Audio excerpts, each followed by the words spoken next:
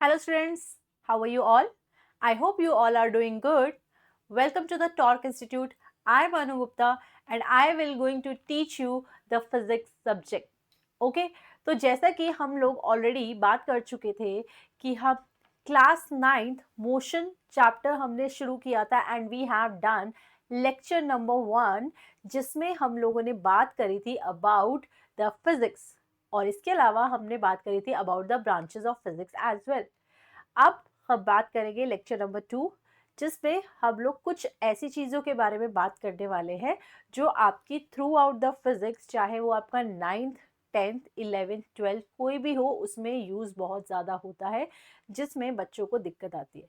देखो, physics and maths they both are like friends. आपको physics तभी आ सकती है जब आपका थोड़ा मैथ्स भी स्ट्रांग हो, ठीक है, यूनिट्स के बारे में भी थोड़ा नॉलेज हो। तो वही चीज़ें आज हम कुछ करेंगे। अपार्ट फ्रॉम दैट आप लोगों ने स्केलर एंड वेक्टर क्वांटिटीज के बारे में सुना होगा, बस वही आज थोड़ा सा बात करने वाले हैं अब इस लेक्चर में। ठीक है, तो चलिए शुरू करते हैं। So in today's class first of all हम लोग बात करेंगे about the physical quantity. Okay,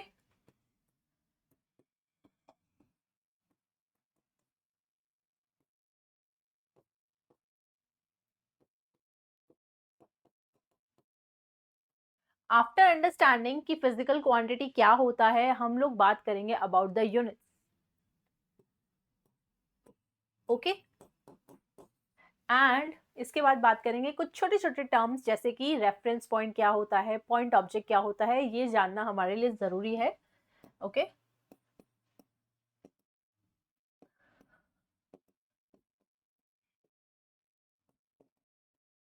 so we are going to cover all these things in this particular lecture.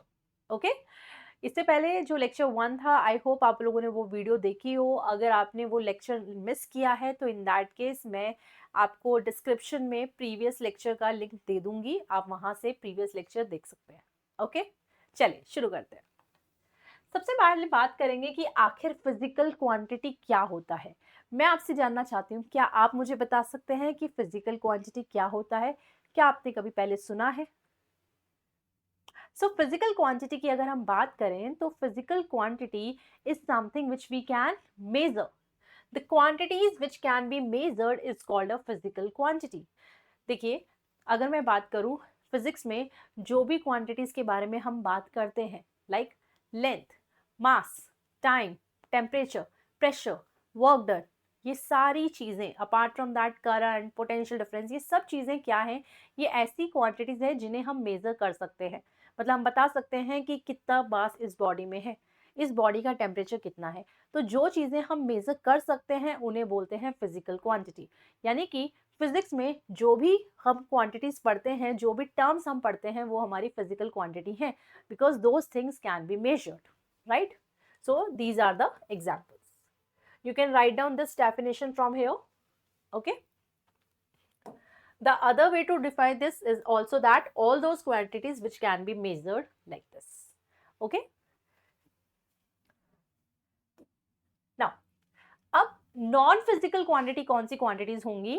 Non physical quantities वो क्वांटिटीज होंगी जिन्हें हम मेजर नहीं कर सकते। अब ऐसी कौन सी क्वांटिटीज है जिन्हें हम मेजर नहीं कर सकते? The quantities are like emotions, feeling, right? जैसे अगर आपको कहना हो आज मैं बहुत खुश हूँ, तो बहुत खुश कितना आप कैसे बताओगे, कैसे मेजर करोगे? तो ये जो फीलिंग होती है, स्मेल होती है, टच होता है, इन्हें हम मेजर नहीं कर सकते। ये हमारी नॉन फिजिकल क्वांटिटी के अंडर आती है। ओके, चलिए, now my question is fever a physical quantity? क्या लगता है आपको, क्या फीवर फिजिकल क्वांटिटी है? यस और no? No, fever is not a physical quantity. जो टेम्परेचर है ना, टेम्परेचर फिजिकल क्वांटिटी होता है। बिकॉज जब हमें फीवर होता है तो हम क्या मेजर करते हैं? हम टेम्परेचर मेजर करते हैं कि बॉडी का टेम्परेचर कितना है, राइट? चलिए, फटाफट से ये बताइए, this is a super fast quiz, तो फटाफट से इसका आंसर आना चाहिए। पॉपुलेशन ऑफ इंडिया, बोलो, क्या हम उसे मेजर कर सकते हैं या नहीं? yes, we can measure the population of India, so that's a physical quantity. Okay, चलिए, now we have some questions for you. You have to tell which of these is a physical quantity. इनमें से बताइए, distance, like, dislike, hatred. So yes, very good, distance is the correct answer. Very good. चलिए अब आगे बात करते हैं types की. मतलब जो हमने बोला कि फिजिक्स में we have the physical quantity, जो भी हम टर्म्स बात करते हैं वो फिजिकल क्वांटिटी हैं. अब हमने क्या किया, इनके भी फर्दर टाइप्स बनाए हैं. So let's talk about the types of the physical quantity. तो फिजिकल क्वांटिटी के दो टाइप होते हैं. One of the quantity is scalar quantity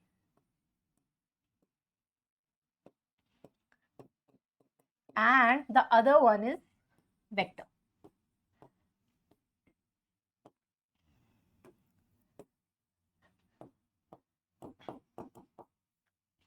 All right, so we have the two quantities, one is a scalar, the second is vector. Now let's see इनके बीच में difference क्या है scalar and vector quantity के बीच में. तो देखिए, दुनिया में कुछ क्वांटिटीज ऐसी होती हैं जिनके बारे में हम बात करते हैं, लेकिन क्या बात करते हैं, only about its magnitude. What does it mean? जैसे कि मैं आपको बोलूं, मैंने एक गाड़ी को देखा and this car is moving with a speed of 30 meter per second. Okay, so I am saying that the speed of the body is 30 meter per second. So I am just telling you this कि उसकी जो speed है वो 30 meter per second है. मुझे सिर्फ उसका क्या पता है, मैग्नीट्यूड. ये बेटा इसको क्या बोलते हैं, this is something called is magnitude. Mathematical number, जो ये मैथ्स का आपको नंबर दिखाई देता है, इसको बोलते हैं मैग्नीट्यूड. पर क्या हमें ये बताया गया गाड़ी किधर जा रही है, क्या गाड़ी वेस्ट साइड जा रही है, ईस्ट साइड जा रही है, राइट साइड जा रही है, किधर जा रही है, कोई हमें डायरेक्शन नहीं बताई गई. हमें सिर्फ क्या बताया गया कि इतनी वैल्यू से गाड़ी मूव कर रही है, इतनी स्पीड से कार मूव कर रही है. राइट. जैसे कि अगर हम कोई और एग्जाम्पल ले लें जिसमें हम बोल रहे हैं कि हमने क्या किया, ये एक बॉडी है और इसको मेजर किया. तो मेजर जब हमने इसको किया तो इसका मास आया 10 kg. 10 kg. So what we are saying, it has only magnitude 10. 10 is the magnitude, but there is no direction. So when we have only magnitude but no direction, then we have the scalar quantities, right? So we can say that what are scalar quantities? Scalar quantities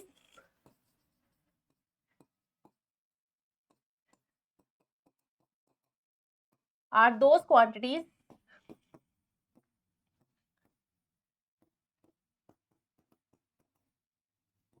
quantities which has only magnitude. ठीक है, magnitude हमेशा याद रखना, mathematical number को magnitude कहा जाता है. And no direction, कोई डायरेक्शन नहीं देगा ये, नो इंफॉर्मेशन ऑफ डायरेक्शन. ठीक है, तो वो स्केलर क्वांटिटी होंगी. अब हम सोचें फिजिक्स में ऐसी कौन सी क्वांटिटीज हैं जो स्केलर क्वांटिटी के अंडर आ सकती हैं. तो एग्जाम्पल देखिए, distance is very famous example. Distance, okay, speed, time, और बताइए और कौन सी याद आ रही है आपको. वेरी गुड, बताइए बताइए, कमेंट्स में बताइए. That is work done, right. और बताइए और कौन सी याद आ रही है. Very good, power. So all these quantities, और भी बहुत सारी क्वांटिटीज होती हैं जो हमारी स्केलर क्वांटिटीज के अंडर आ सकती हैं. आपको सिर्फ ये देखना है whether they are having the direction और नॉट. ठीक है, सो दीज आर स्केलर. चलिए नेक्स्ट की बात करते हैं, वेक्टर क्वांटिटीज. अब वेक्टर क्वांटिटी कौन सी होती है, ध्यान से देखिए. जैसे मैंने आपको बोला था कि ये हमारे पास एक कार है which is moving with 30 metre per second. पर मैं अगर इसमें एक छोटी सी इंफॉर्मेशन ऐड कर दूं, 30 metre per second towards right या टूवर्ड्स ईस्ट या टूवर्ड्स साउथ, ऐसा कुछ.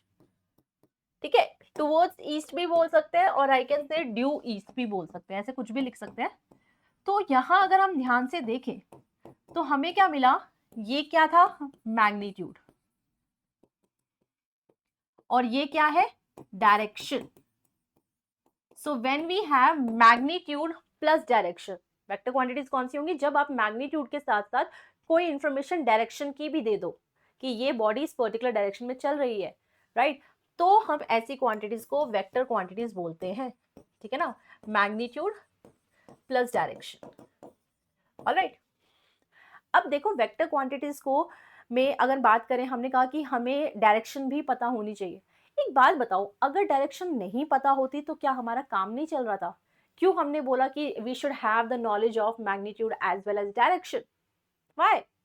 सोचो, अगर मैंने बोला आपको कि आज हम लोग क्या करेंगे, आज हम लोग किसी ट्रेड फेयर में चलेंगे, ठीक है, घूमने चलेंगे। अब हुआ क्या, सब बच्चे अपने अपने घर से निकल गए, राइट। लेकिन मैंने आपको ये नहीं बताया कि ट्रेड फेयर के लिए एग्जैक्टली जाना कहाँ है। बस मैंने आपको क्या बताया कि ट्रेड फेयर आपके घर से 5 किलोमीटर दूर है, आपको उधर आ जाना है। Will you be able to come? No, right. तो यानी कि अगर जब तक हमारे पास डायरेक्शन नहीं है, we have the incomplete information, तो आपके पास इंफॉर्मेशन कंप्लीट नहीं है, तो हाउ विल यू रीच? अच्छा एक बात बताओ, क्या आप गूगल मैप यूज करते हो? बोलो। यस, है ना। और बहुत फ्रीक्वेंटली आजकल हम गूगल मैप यूज करते हैं, आप ही नहीं बल्कि बड़े बड़े लोग भी गूगल मैप यूज करते हैं।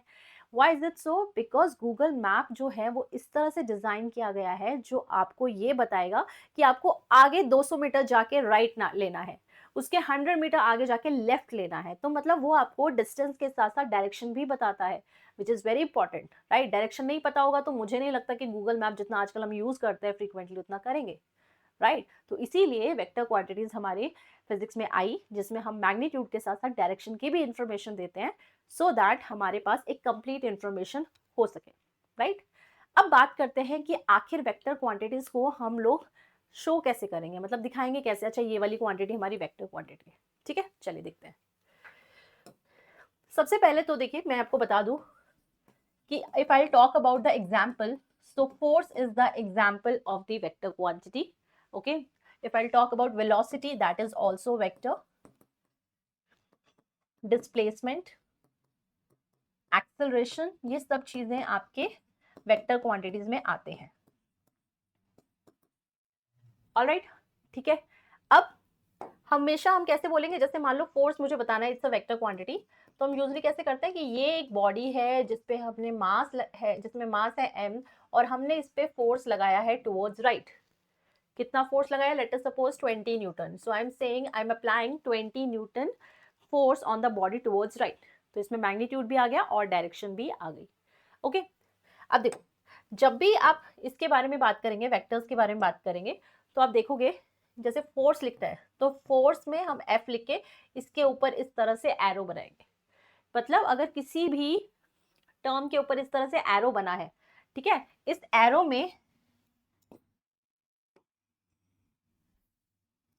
में ये जो पीछे होता है इसको बोलते हैं tail, and this one is called head, ठीक है। तो हम इस तरह से बनाएंगे। तो ऐसा देखो, अगर हमने फोर्स इधर लगाया था तो इधर बनाया, बट इट डजंट मीन कि अगर मैंने बॉडी पे फोर्स यहाँ ऐसे लगाया है, ऐसे, तो आपको इस पे फोर्स का डायरेक्शन ऐसे नहीं बनाना। इट्स नॉट लाइक दैट, ठीक है, ध्यान रखना है आपको। ऐसे नहीं होता है हमेशा, आप किधर भी फोर्स लगाओ, ऊपर नीचे कहीं भी, but this is the way to represent acceleration like this, velocity like this, displacement like this. So this is one of the way आप एरो लगा के बता सकते हैं। और दूसरा आप देखोगे कई बुक्स में क्या किया होता है, जब भी बोलना है कि फोर्स एक वेक्टर है तो वो ना उसको बोल्ड लेटर्स में बनाएंगे। आप देखोगे इसे तो काफी बोल्ड बना हुआ होगा वो, ठीक है। तो दोनों तरह से आप वेक्टर को रिप्रेजेंट कर सकते हैं, but this is the good way, better way, ठीक है। यहाँ तक क्लियर है कि स्केलर क्वांटिटी कौन सी हुई? Scalar are the one which has only magnitude, vector quantities are the one which has magnitude as well as direction, ठीक है। अब देखिए यहाँ पे बात हो गई। अब बहुत बार आपसे पूछा जाएगा right the differences between scalar and vector quantity. 9th class में बहुत बार मोशन चैप्टर से ये बार बार सवाल आता है, कभी 2 मार्क्स का क्वेश्चन पूछ लेते हैं तो कभी 3 मार्क्स का क्वेश्चन पूछ लेते हैं स्केलर और वेक्टर क्वांटिटीज में डिफरेंस का, ठीक है। तो देखिए यहाँ पे scalar is having only magnitude, vector having magnitude as well as direction, okay. It changes with the change in magnitude, okay, and ये it changes with the change in magnitude और change in direction। आप चाहे तो magnitude बदल दो, right, या फिर उसकी direction बदल दो तो भी vector बदल जाता है, okay। देखो, अब स्केलर को सिंपली हम ऐड और सब्ट्रैक्ट करके, एडिशन और सब्ट्रैक्शन से जो नॉर्मली होता है उस तरह से ऐड और सब्ट्रैक्ट कर सकते हैं स्केलर को, लेकिन वेक्टर्स नहीं आप ऐसे ऐड कर सकते। मतलब मैं ये नहीं कह सकती कि 30 न्यूटन टुवर्ड्स राइट और 20 न्यूटन टुवर्ड्स साउथ, राइट, और मैंने बोला इन दोनों को आप ऐड कर दो नॉर्मली, तो आप कहोगे 15 newton. No, we can not do like this, okay, so vectors को ऐड करने के लिए कुछ अलग लॉज लगते हैं, वो लॉज हम पढ़ेंगे जल्दी 11th क्लास में। उन लॉज की हेल्प से ही हम वेक्टर्स को ऐड कर सकते हैं और उन्हें बुलाया जाता है vector laws of addition. So it can be added or subtracted using geometrical methods such as triangular law of vector addition, parallelogram law of vector addition and एक और होता है polygon law of vector addition। इनकी help से हम vectors को add करते हैं, आप नॉर्मली ऐड नहीं कर सकते। ओके, ठीक है यहाँ तक। चलिए, अब मैं एक और पॉइंट आपको बताना चाहती हूँ अबाउट द वेक्टर्स। अभी जैसे मैंने आपको बोला कि vector is the one which has magnitude as well as direction. तो चलिए, if I am taking the example of current, ठीक है, मैंने बोला इस वायर में हमने देखा करंट इज मूविंग, मैंने कहा 2 एम्पियर करंट इज मूविंग, ठीक है। अच्छा, do we have the direction of current? क्या डायरेक्शन होती है करंट की? कहां से कहां होती है? From positive terminal to negative terminal. So yes, we have the direction of current. तो एक बात बताओ, when we have the direction of current from positive to negative terminal and we have this magnitude also 2 ampere, so current is scalar or vector? What do you think? It has direction, it has what? It has magnitude also. So comment में मुझे बताइए, current is vector और scalar? Okay, so देखो ये थोड़ा सा twist लाएगा यहाँ पर कि current is what? Current is scalar quantity. Current is a scalar quantity. अब आपको लगेगा मैम ऐसे कैसे, आपने तो बोला था कि जिसके पास मैग्नीट्यूड और डायरेक्शन दोनों हो वो वेक्टर हो सकता है।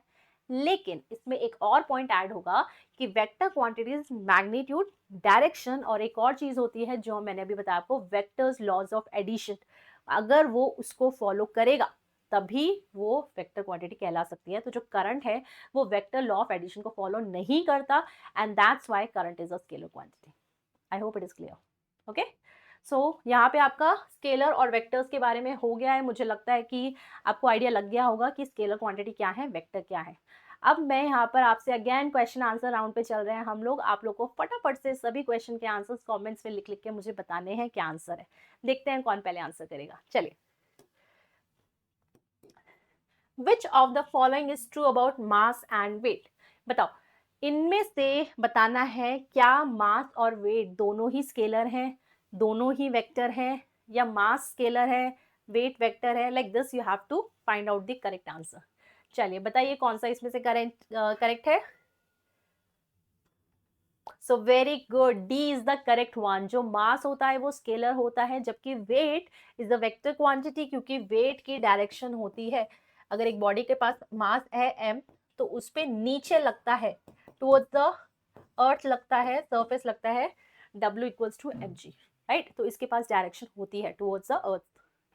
ओके, चलिए next question, which of the following quantity is vector quantity? बताइए, टाइम, ग्रेविटेशनल फोर्स, डिस्टेंस या surface area? So the correct answer is very good, gravitational force is the correct one. ठीक है ना, बाकी सारी हमारी कैसी क्वांटिटीज हैं? बाकी सभी हमारी स्केलर क्वांटिटीज हैं। ओनली फोर्स, फोर्स है, ग्रेविटेशनल फोर्स हो, स्प्रिंग फोर्स हो, सेंट्रीपिटल फोर्स हो, कोई भी फोर्स है, अगर वो फोर्स लिखा है तो फिर वो आपका वेक्टर है। ठीक है, तो बच्चों अभी तक हम लोगों ने क्या पढ़ा? हम लोगों ने पढ़ा कि फिजिकल क्वांटिटी क्या होता है, those quantities which can be measured. बाद में हमने बात करी उसके टाइप्स की, स्केलर एंड वेक्टर क्वांटिटीज। चलिए अब हम लोग बात कर लेते हैं कि आखिर यूनिट क्या है। देखिए, यूनिट को समझना क्यों जरूरी है, क्योंकि फिजिक्स में अगर हम बात करें तो यूनिट्स आपकी बार बार काम में आएंगी। आपको कभी पूछा जाएगा tell us the SI unit of work done, CGS unit of force, है ना, एसआई यूनिट ऑफ डिस्प्लेसमेंट, इस तरह से बार बार यूनिट्स की बात आएगी। तो it's very important for us to understand ये यूनिट्स होती क्या है and how we can convert one unit to the other. वो जानना बहुत ज़रूरी है ताकि आपका सारी चीज़ों की अंडरस्टैंडिंग बेटर तरीके से हो सके। तो चलिए, सबसे पहले देखिए, मैं अगर आपसे ये बोलती हूँ 25, मुझे बताइए 25 क्या है? या मैं आपसे बोलूँ 3500, मुझे बताइए ये क्या है ना? तो यहाँ से हम ये इंफॉर्मेशन से कुछ सही से बता नहीं पाएंगे क्या चीज़ है, पर अगर मैं इसके आगे क्या लगा दूं, मीटर, तो अब आप मुझे बता सकते हैं ये क्या है। So you will say that this is what, this is the length, right. 25 metre क्या होता है, लेंथ होता है। अगर ऐसे ही मैं इसके आगे सेकंड लगा दूं तो हमें क्या समझ में आ रहा है कि 3500 क्या जो सेकेंड लिखा है that means we are talking about the time. ये जो हमने लगाया है क्या, मीटर, सेकेंड, ये सब क्या होते हैं, these are called the units. देखिए यूनिट्स की हेल्प से हमें कितनी ज़्यादा इंफॉर्मेशन प्रॉपर मिल गई है। मतलब अगर आपने यूनिट लगाया है तो हमें पता चल रहा है कि आप किस फिजिकल क्वांटिटी की बात कर रहे हैं। तो unit is what, unit is the reference standard in terms of which any physical quantity can be measured, right. और इनफैक्ट अगर हम बात करें लेंथ के लिए ही, तो लेंथ की सिर्फ एक यूनिट नहीं है, ओनली मीटर नहीं है, metre, centimetre, kilometre, it all depends कि आप मेजर किसको करना चाहते हैं। अगर आप मेजर करना चाहते हैं the distance between the two atoms, right, मतलब इतना छोटा अगर बात करें तो we will talk in nanometer, picometer, इन सब में भी बात करते हैं। वहीं अगर आपको डिस्टेंस मेजर करना है, the distance between the two cities, तो हम किलोमीटर में मेजर करते हैं। वहीं अगर डिस्टेंस मेजर करना हो टू प्लैनेट्स के बीच में, तो हम लाइट ईयर, एस्ट्रोनॉमिकल यूनिट, ये सब भी यूज करते हैं। मतलब यूनिट्स बहुत सारी पॉसिबल है, राइट। ऐसे ही हम वेट पे भी अलग अलग यूज कर सकते हैं। अब बात करते हैं कि यूनिट जो है ना, कि ये हमारे लिए हेल्पफुल बहुत ज़्यादा क्यों है, क्योंकि कोई भी physical quantity is the combination of magnitude and unit. What does it mean, मतलब जैसे मैं अगर लिखती हूँ 100 सेंटीमीटर, ये कौन सी फिजिकल क्वांटिटी है बताइए। 100 centimetre is the physical quantity, कौन सी physical quantity, of, this is what, this is length. तो ये कैसे बनी, this is the combination of magnitude, right, and unit. तो कोई भी फिजिकल क्वांटिटी जो होगी, कोई भी फिजिकल क्वांटिटी होगी, वो हमेशा मैग्नीट्यूड एंड यूनिट का कॉम्बिनेशन ही होगी। मैं आपको एक और इंटरेस्टिंग बात बताती हूँ, देखिए जैसे क्या आप मुझे बता सकते हैं what is the relation between metre and centimetre. 1 metre में कितना सेंटीमीटर होता है, 1 metre equals to 100 centimetre.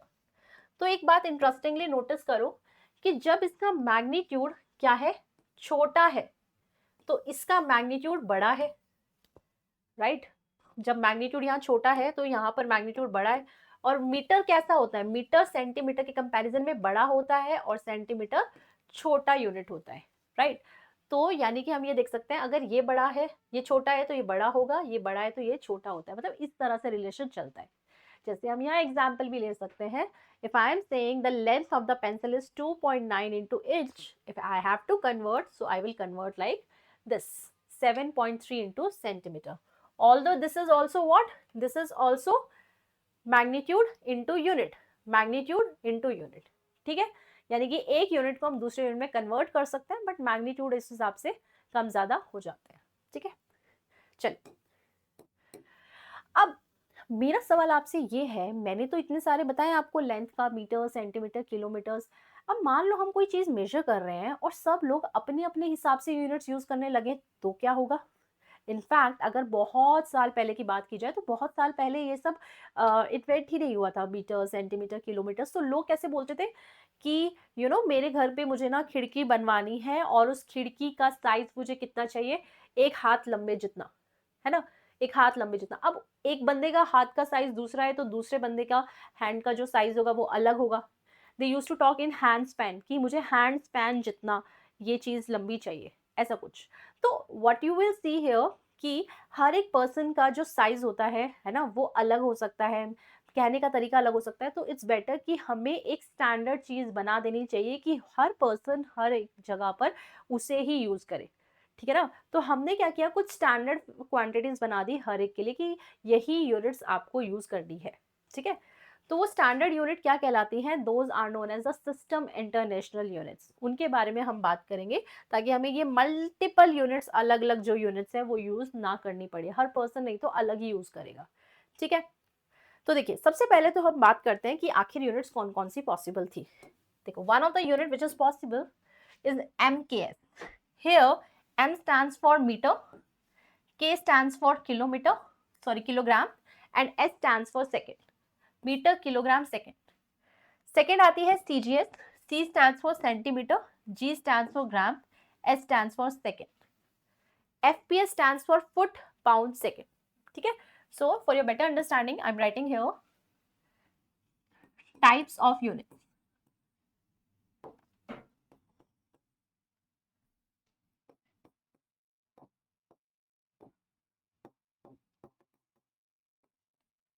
So one of the type is FKS. This is what, कि लेंथ के लिए हम मीटर यूज करते हैं, मास के लिए किलोग्राम एंड टाइम के लिए सेकेंड.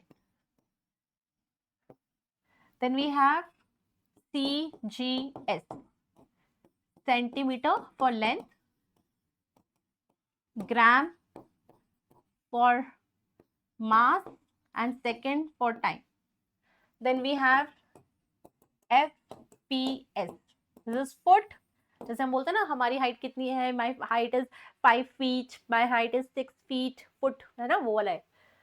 पाउंड, जैसे अगर आपको ध्यान हो, आप केक ऑर्डर करते हैं, जब केक यूजुअली पाउंड्स में मिलते हैं, है ना, कि आधे पाउंड का केक है या 1 पाउंड का केक है, तो pound is what, pound is the unit of mass. तो बेसिकली वैसे हमारे पास ये 3 तरह के यूनिट्स पॉसिबल हैं, MKS, CGS, FPS. ओके, लेकिन हमने क्या किया, अब एक स्टैंडर्ड यूनिट बनाई जहां पर हम बोलेंगे सब लोग वही यूज करेंगे, जिसको बोलते हैं SI unit, which is system international. तो हमने क्या बोला, दुनिया में हर पर्सन, हर एक साइंटिस्ट, हर एक पर्सन यही स्टैंडर्ड यूनिट्स को यूज करेंगे. ठीक है, जैसे अगर मैं बात करूं, मास के लिए जो स्टैंडर्ड यूज किया गया है वो यूज किया गया है किलोग्राम. लेंथ के लिए जो स्टैंडर्ड यूज किया गया है दैट इज मीटर. टाइम के लिए जो यूज किया गया है दैट इज सेकेंड. ठीक है, तो देखो क्या आपको ये थोड़ा सिमिलर नहीं लग रहा, किलोग्राम, मीटर, सेकेंड, ये तो थोड़ा सा इसके जैसा है, MKS के जैसा है, राइट. हाँ बिल्कुल, ये स्टार्टिंग वाले कुछ ऐसे बना दिए गए. फिर उसके बाद आप ये याद कर सकते हैं, आपके कमिंग चैप्टर्स में हेल्प करेगा कि फोर्स का SI यूनिट होता है न्यूटन. ठीक है, वर्क डन का होता है जूल. ठीक है, इस तरह से स्टैंडर्ड बना दिए गए हैं और आप याद कर लो तो इट्स बेटर. पावर का what. Okay, that's how you can learn all. Done. Okay, चलिए एक और पूछती हूँ मैं आपसे, इसको आप कमेंट बॉक्स में लिख के बताइए क्या इसका होगा, बताइए. प्रेशर का SI यूनिट 8th स्टैंडर्ड में भी पढ़ा होगा आपने, that is very good, pascal. Pascal, understood. ठीक है, समझ में आया यहाँ तक. तो ये हमने बात करी इस बारे में.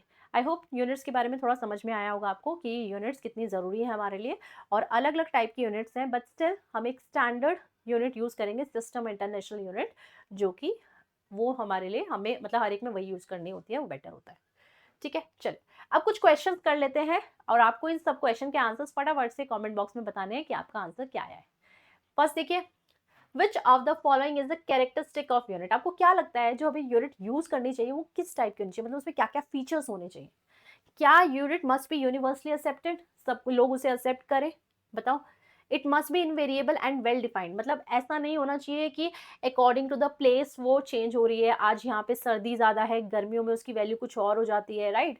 इस कंट्री के इस रीजन में इतनी वैल्यू है, वहाँ अलग है.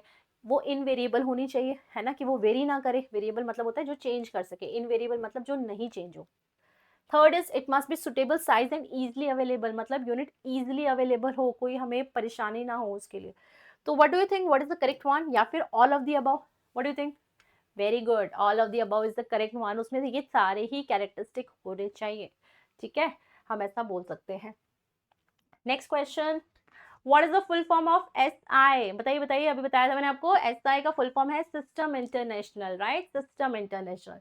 Next question, which of the following is not a system of unit, बताओ कौन सा नहीं है. MKS, इज इट, मीटर किलोग्राम सेकेंड, अभी पढ़ा हमने. CGS भी होता है, SI भी होता है, तो कौन सा नहीं है इसका मतलब, decibel. Decibel is not a system of unit. पर क्या आपने डेसिबल कभी सुना है, डू यू नो डेसिबल क्या होता है.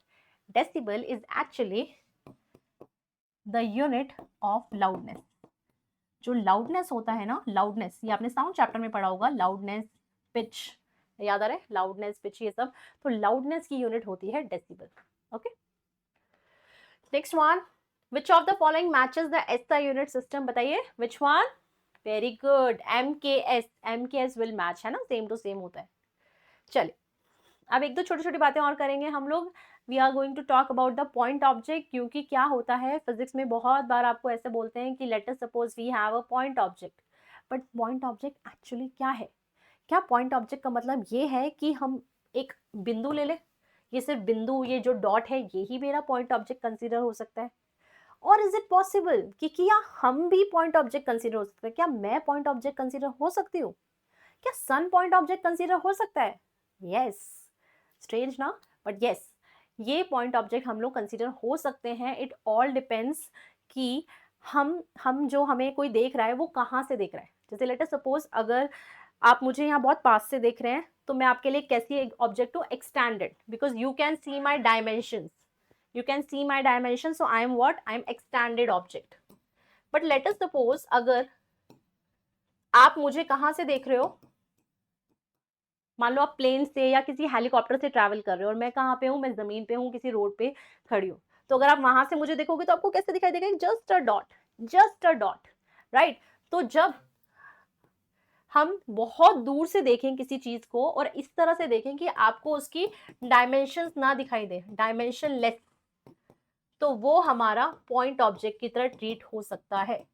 तो यानी कि दुनिया में कोई भी चीज पॉइंट ऑब्जेक्ट की तरह ट्रीट हो सकती है। इट ऑल डिपेंड्स आप कहाँ से देख रहे हैं।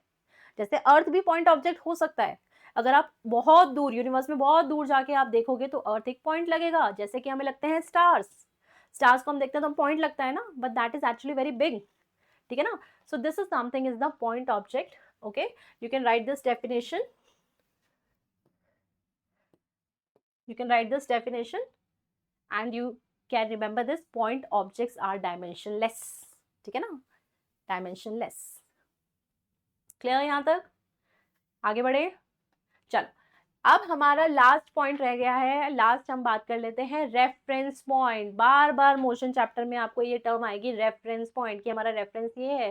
बट ये रेफरेंस क्या होता है? ठीक है ना, रेफरेंस क्या होता है? जैसे मान लो मैंने आपसे पूछा ये लाइन जो मैंने बनाई है ये छोटी है या बड़ी? बताओ बताओ, इट्स बिग और स्मॉल?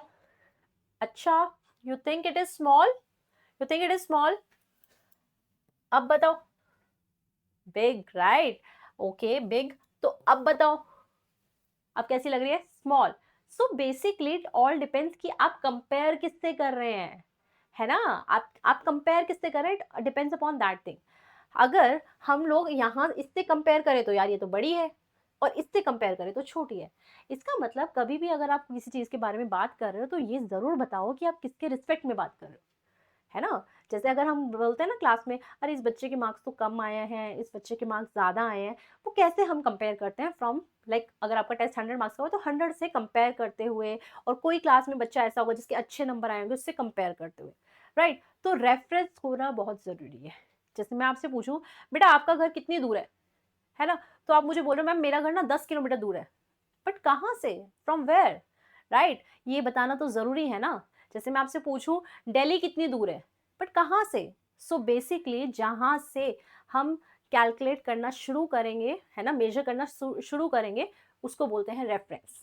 और मैं दूसरी टर्म में ये भी कह सकती हूँ रेफरेंस एक तरह से मेरा ओरिजिन है। जैसे कि ग्राफ में अगर हम बात करें, ग्राफ में ये हमारा ओरिजिन होता है ना, तो ओरिजिन एक तरह से आप रेफरेंस ले लो कि जो भी मेजरमेंट हम लोग करने वाले हैं वो यहाँ से मेजर करेंगे किसी भी ऑब्जेक्ट के बारे में, उसे बोलते हैं रेफरेंस, ठीक है ना।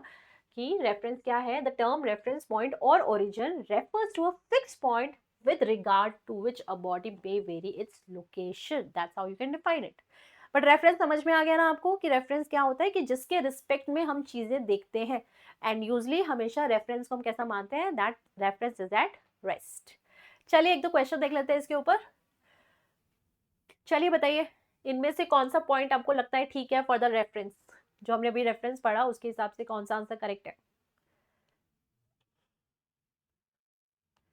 सो बताइए। Yes, very good, B is the correct answer for this, ठीक है ना। बी एकदम करेक्ट आंसर हो जाएगा रेफरेंस पॉइंट के लिए। तो आपको समझ में आया what ever I told you here, ठीक है। तो आज हम लोगों ने क्या बात करी? हम लोगों ने बात करी अबाउट द फिजिकल क्वांटिटीज, उसके टाइप्स, है ना। फिजिकल क्वांटिटी की बात कर ली, उसके टाइप्स की बात की, फिर हमने यूनिट की बात करी, and point object and reference point.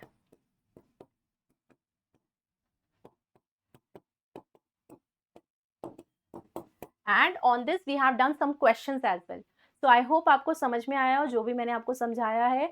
तो बेटा ये थोड़ा फिज़िक्स के लिए जानना ज़रूरी था जो आज मैंने आपको चीज़ें बताई हैं। फ्रॉम द नेक्स्ट लेक्चर जो हमारा लेक्चर नंबर 3 होगा वहाँ से we are going to start the motion chapter. मतलब बेसिकली जो आपके एनसीईआरटी के मैं हिसाब से बताऊँ तो हम लोग बिल्कुल टर्म वाइज़ जैसा बात करेंगे फ्रॉम द नेक्स्ट लेक्चर। लेकिन हाँ, फिज़िक्स के लिए ये सब जानना भी आपके लिए बहुत ज़रूरी है ताकि आपके लिए चीज़ें और बेटर और आपका कंसेप्ट बिल्ड हो सके, स्ट्रॉन्ग हो सके। So I hope you are liking the content which I'm giving to you. Okay? तो अब हम लोग मिलेंगे अपनी नेक्स्ट लेक्चर पे। तब तक के लिए पढ़ते रहिए, खुश रहिए। Thank you.